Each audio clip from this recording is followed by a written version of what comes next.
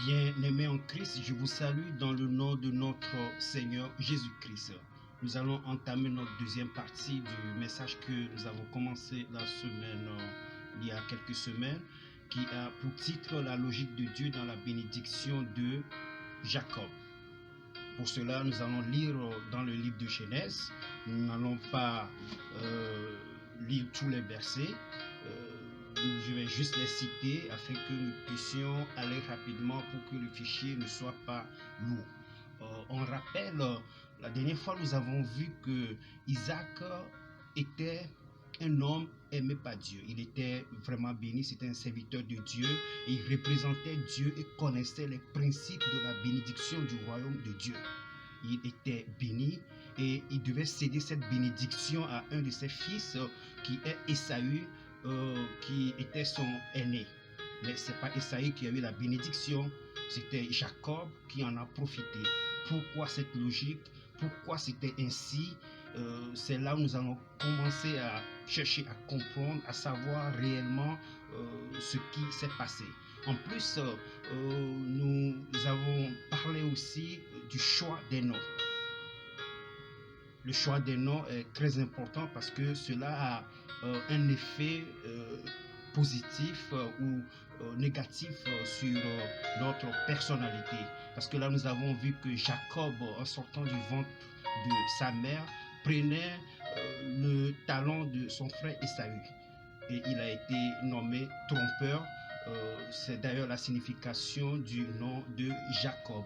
Ça, on le voit dans le livre de Genèse. Nous allons parcourir ce livre de Genèse et vous savez, bien aimé en Christ, que très souvent pour faire le choix des noms entre l'homme et la femme, c'est souvent lié à des circonstances, à des événements vécus avant et pendant la grossesse. Très souvent, c'est cela. On le voit dans la signification de tous les noms donnés aux enfants sortis de l'entraille de Jacob. Les enfants portés par Rachel et Léa, les épouses de Jacob.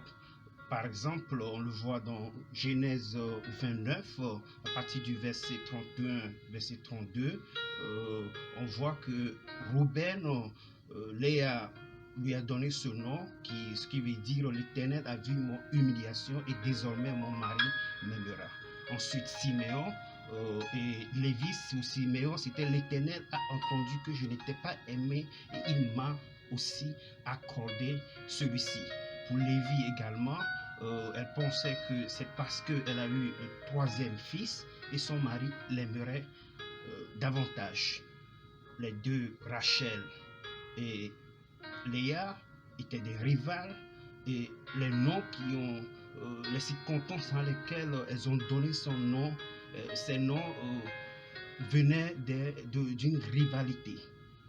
Cela a certainement accompagné ces enfants. Et en continuant le test dans Genèse 32, nous avons vu que le nom de Jacob a été changé en Israël. Ça, c'est lors de ce voyage qu'il faisait cette nuit, où il s'est battu avec l'ange dans Genèse 32, verset 27.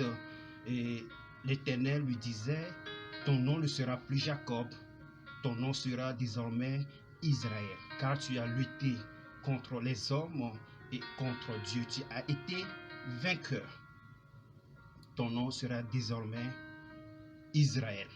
Dieu changeant ce nom et Dieu lui donnait une bénédiction. Dieu l'a béni et Dieu l'a fait porter du fruit. Le choix des noms est très important dans notre vie. D'ailleurs, dans la Bible, il n'y a pas eu que Jacob, il y a également eu Abraham. Dans Genèse 17, nous avons vu que le nom de Abraham a été changé à Abraham. Dans Genèse 17, à partir du verset 4 au verset 6, Dieu dit, tu seras plus appelé du nom de Abraham, tu seras désormais appelé Abraham, car je fais de toi le père d'une multitude de nations. je te ferai porter du fruit à l'infini. De toi, je ferai des nations et des rois sortiront de toi. Ce qui est intéressant pour moi, ce que je remarque dans ces passages, c'est que chaque fois que Dieu décide de changer le nom de quelqu'un, il utilise cette conjonction de coordination qui est car. Car je ferai de toi. Et derrière cette conjonction de coordination, il y a la bénédiction qui suit. Pour Abraham, par exemple, tu seras plus appelé Abraham, tu seras appelé Abraham, car je fais de toi le père d'une multitude de nations. Il en est de même pour Jacob. Pour Jacob, il dit, car tu as lutté contre les hommes et contre Dieu. Tu as été vainqueur. Ensuite, la bénédiction a suivi. Bien-aimés en Christ, les noms changés par Dieu dans la Bible ont toujours un effet positif sur la vie de celui ou de celle à qui cela est donné. Nos noms influencent réellement notre personnalité, voire notre destinée. Quand on vous appelle, c'est qu'il y a une invocation sur votre nom, une invocation en bien ou en mal de ce qui est rattaché à votre nom.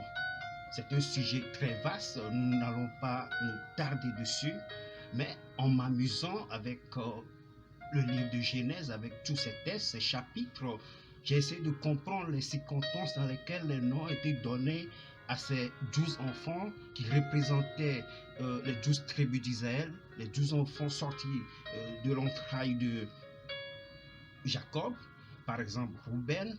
J'ai essayé de parcourir un peu, voir la vie qu'il a eu à mener, et en fin de compte, au décès de Jacob, la bénédiction qui lui est revenue. Cela, on le voit dans Genèse 49 à 50. Quand Jacob mourait, Jacob a appelé tous ses 12 enfants, et la Bible dit, ma Bible dit ici que, ça c'est au verset 28, Genèse 14 verset 28, ce sont là ceux qui forment les 12 tribus d'Israël. Et c'est là ce que leur père leur dit. En les bénissant, il les bénit chacun selon sa bénédiction. C'est-à-dire, chacun selon son vécu, ce qu'il a eu à vivre pendant l'existence de Jacob. Que le Seigneur nous aide à faire le choix des noms. En revenant à notre thème, en revenant au texte, il y a deux choses qui retiennent mon attention. La première des choses, quand Isaac décidait de bénir son fils aîné Ésaü, il lui dit, prends ton arc et va chasser du gibier. Là, ça demande beaucoup d'efforts d'Ésaü, ce qui veut dire qu'il doit déployer tous ses efforts possibles pour apporter du gibier à son père afin de rentrer dans cette bénédiction. Pour moi, cela veut dire que pour être béni, il faut se battre. Bien-aimé, la bénédiction n'est pas reçue dans le royaume de Dieu avec facilité. Comme j'ai l'habitude de dire, la vie en Christ n'est pas tout rose. La bénédiction vient souvent au bout de l'effort quotidien.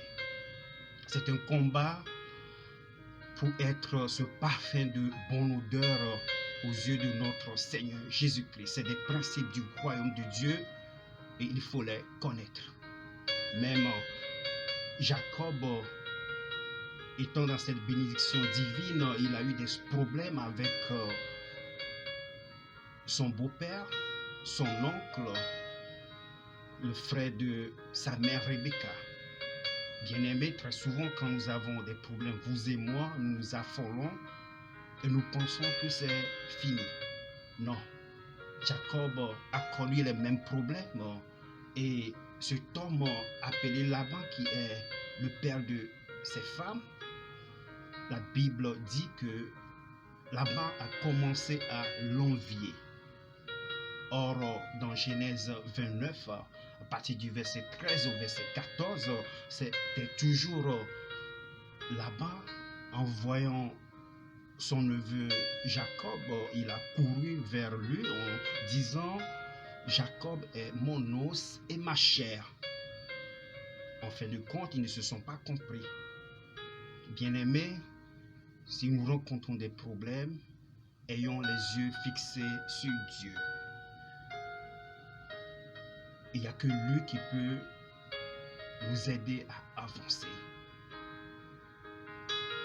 La deuxième chose que je peux ajouter, qui retient mon attention, c'est qu'à travers ces passages, la Bible nous enseigne qu'en ce qui concerne la bénédiction, Dieu nous en a fait assez.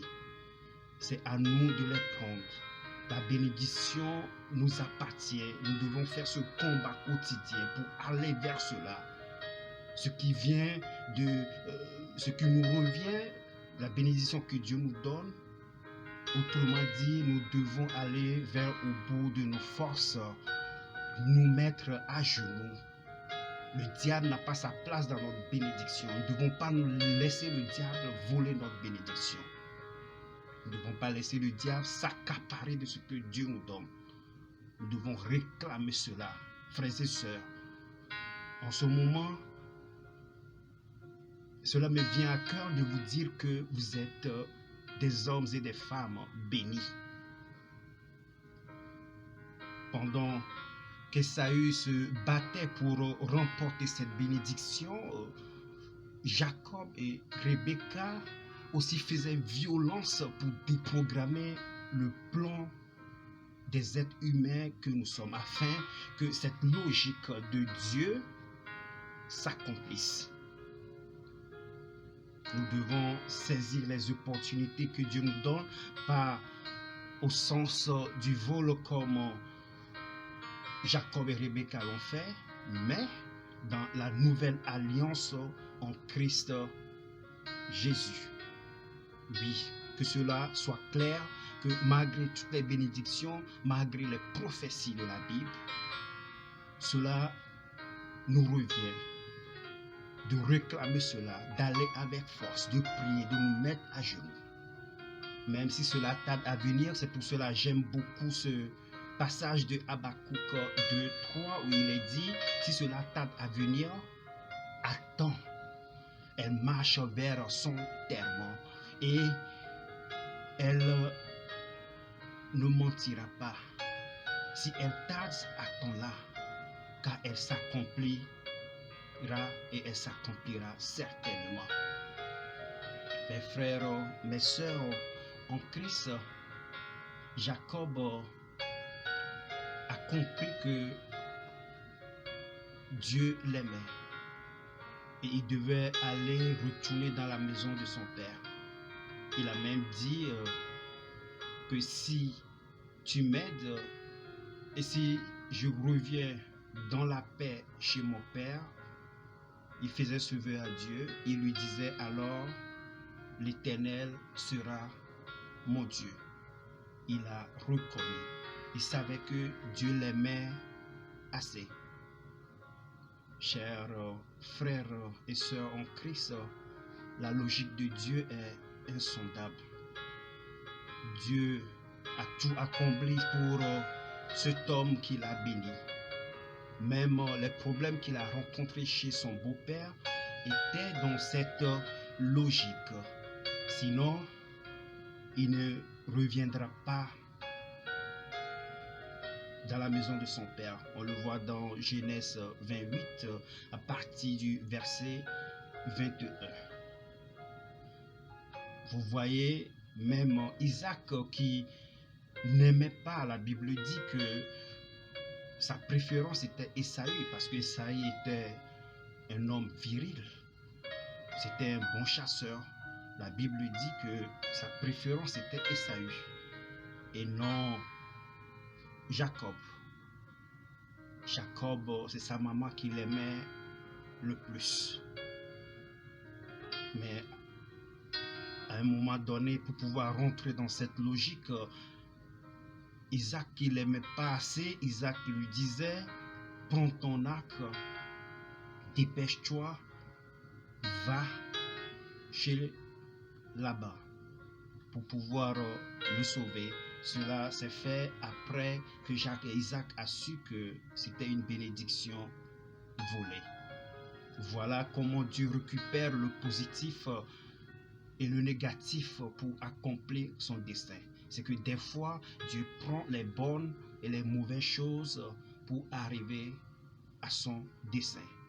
Ce message doit nous remplir d'assurance quant à notre destinée. Les gens peuvent être contre nous, mais persévèrent. Mes frères, mes sœurs, nous devons nous être confiants, avoir la foi. Jacob, continuant sa destinée, décida de rencontrer son frère Ésaü. Avec la peur au ventre, il envoya des présents, il envoya des cadeaux à son frère pour pouvoir atténuer sa colère. Mais malgré que Dieu fut avec lui, la Bible révèle que son caractère, la Bible révèle qu'il était humble. La Bible révèle son caractère d'humilité. Arrivé vers son frère, il appela son frère mon Seigneur. Mon Seigneur. Que c'est beau. Il s'est humilié, sachant qu'il l'avait trahi. Il a reconnu qu'il avait volé sa bénédiction. Ce caractère d'humilité peut nous aider à rentrer dans notre destinée. Dieu l'a aidé et il trouva grâce aux yeux de son frère. Dans Genèse 33, à partir du verset 4, il est écrit que Ésaü courut à sa rencontre. Il se jeta à son cou et l'embrassa. Et tous deux pleurèrent. Les deux, ils ont pleuré ensemble. Et c'est là que nous voyons la force des choses. Nous avons vu que le plan de Dieu était en train de s'accomplir. Nous n'enfirmerons pas d'apprendre avec les dysfonctionnements qui se sont passés dans la lignée de Isaac, les dysfonctionnements qui se sont passés dans la famille de Jacob. Cela comporte beaucoup de termes, beaucoup de choses que nous devons saisir. Oui, en résumé, j'ai compris une chose, que cette logique de Dieu, dans Genèse 25, à partir du verset 23, il était écrit que les deux se heurtèrent dans le ventre de leur mère. Alors elle parta consulter l'Éternel, et l'Éternel lui disa, de toi sortira deux nations, deux peuples issus de toi se sépareront. Un de ces peuples sera plus fort que l'autre, et le plus grand serait assujetti au plus petit. Dieu avait déjà fait son choix. Le plus grand serait assujetti au plus petit. Le tour était déjà joué. La maman était avertie. Que Dieu nous aide à nous retourner vers lui pour cette nouvelle année, à nous mettre à genoux en face de lui. Oui, à prendre cet engagement, à mettre notre espérance en Christ Jésus. Parce que c'est lui qui ne trompe pas, il ne déçoit pas. Quand il dit quelque chose, la chose arrive. Quand il ordonne, cela s'accomplit. C'est Dieu qui ordonne la bénédiction. Même si cela semble mourir, les situations dans votre vie sociale, dans votre vie professionnelle, dans vos vies de couple, dans vos attentes, une transformation est possible. Oui, Dieu est capable. Il accomplit car sa parole ne ment jamais. Rappelez-vous bien que bientôt nous venons de fêter la naissance de Jésus. Quand l'ange venait voir Marie, Dans Luc 1, verset 30, l'ange lui dit, ne crains point, Marie, car tu as trouvé grâce devant Dieu. Il continue en disant au verset 37, car rien n'est impossible à Dieu. Bien-aimé en Christ, ne crains point, car rien n'est impossible à Dieu. C'est ça la bonne nouvelle. Dieu va s'occuper de cette transformation. Humilions-nous à lui. Il va se glorifier dans votre vie. Il va se glorifier dans notre vie. Alléluia. Ma petite prière pour vous et moi pour cette nouvelle année, tout comme pour Jacob dans Genèse 28, que Dieu vous donne à vous et moi de la rosée du ciel et des richesses de la terre, du blé et du vin en abondance, qu'il nous donne, qu'il nous aide à le ressembler et à bénéficier du royaume céleste. Que le Seigneur vous garde. Bonne année à tous. Je bénis le Seigneur pour ce message. Je salue toute l'église de Saint-Jean-de-Bray. Soyez bénis. Bonne et heureuse année. Le Seigneur vous aime. Ayons la foi. Continuons la route. Au nom de Jésus. Amen.